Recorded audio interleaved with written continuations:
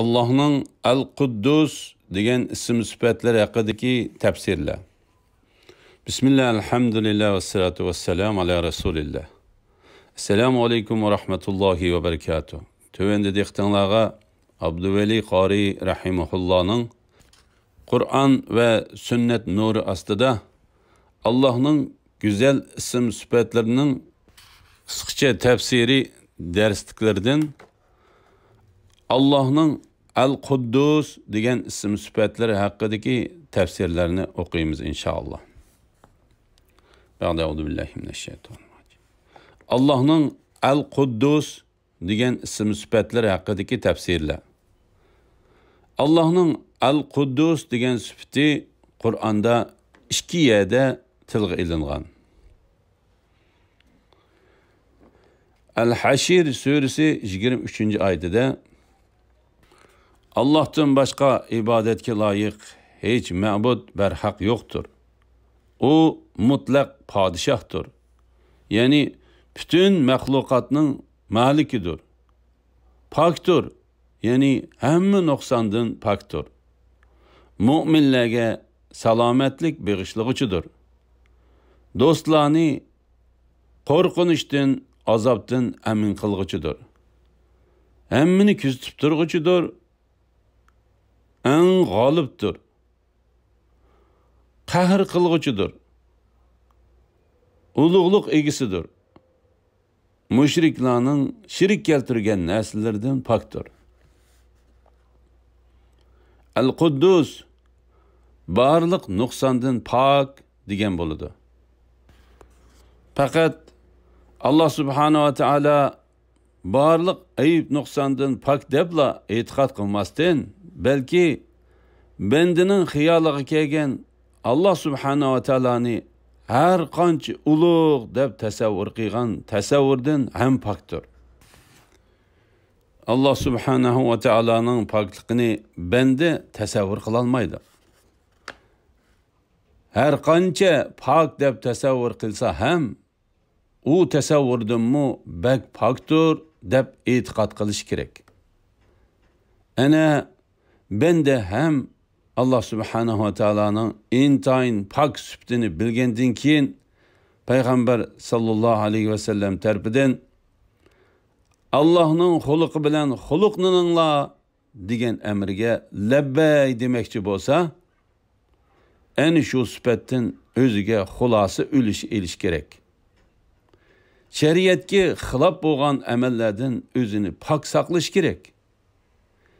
Şehvetke, lezzetke, yemek lezzetiga, turmuş lezzetiga ve körüş lezzetiga lam özünü çeklep yaşamasdan Allah subhanahu wa ta'ala ruhsat bergen miqdorgacha foydalanib şeriat çekligen narsalardan özünü pak saqlashi bolsa bu isimdan olgan ülüşüdür.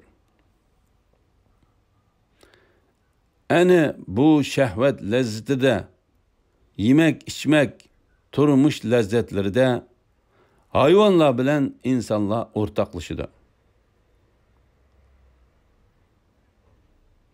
İnsan özünün Allah subhanahu ve teala tarafından kalbige ruh kirgizilişi bilen başka mevcudattan farqlanıdır.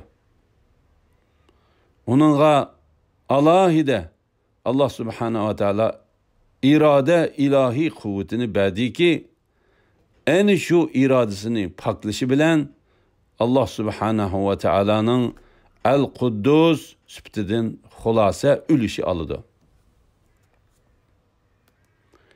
Kur'an ve hadislerde Allah'ın bu isim sıfatlarına alakadar tüvendeki mezmunlar tilga ilingan. Bakara suresi 30. ayetide öz vaqtida Rabbin farishtalarga men yeryüzüde halife yani o'rin basar yaratiman dedi. Farishtalar yeryüzüde buzg'unchilik qiladigan, qon to'kadigan shaxsni xalifa qilamsan? Halbuki biz bo'lsak seni pok deb madhiylaymiz, muqaddas deb madhiylaymiz dedi. Allah men haqiqatan sizlar bilmaydigan narsalarni bilaman dedi. Sura İsra 1-oyatida Allah barcha nuqsondan pokdir. U Muhammad alayhissalomga qudratimizning dalillarini ko'rsatish uchun bandisini, ya'ni Muhammad alayhissalomni bir kechada Masjidi Haramdan atrofini barakatli qilgan Masjidi Aqsoga elib keldi.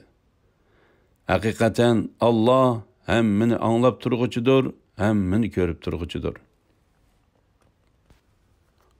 Peygamberimiz sallallahu aleyhi ve sellem'nin hadislerinden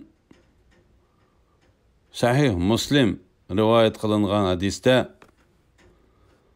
Periştilerinin ve Cibril'nin Rabbi Allah barcha nuqsonlardan pokdir. Onun şeni ulug'dir. Sahih Muslim 1119 hadis. Şeyh Albani 775 sahih hadis degan. Subhanal Malikil Quddus. Muqaddas padişah Allah'ni barcha nuqsonlardan pok deb madhiylayman. Abu Davud 1432 hadis. Elhamdülillah. Yuqorida Abduveli Qari rahimahullah'ның Allah subhanahu wa ta'ala'nın güzel isim sübetlerinin kıskıcı tefsiri namlıq derslerinden Al-Quddus degen isim sübetinin tefsirini anladığınlar. Ahirini keyin qaytanliq o'qishimiz davomlashtiramiz inshaalloh. Va sallallohu ala Muhammad va ala alihi va sahbihi ajma'in. Assalomu alaykum va rahmatullohi va barakatuh.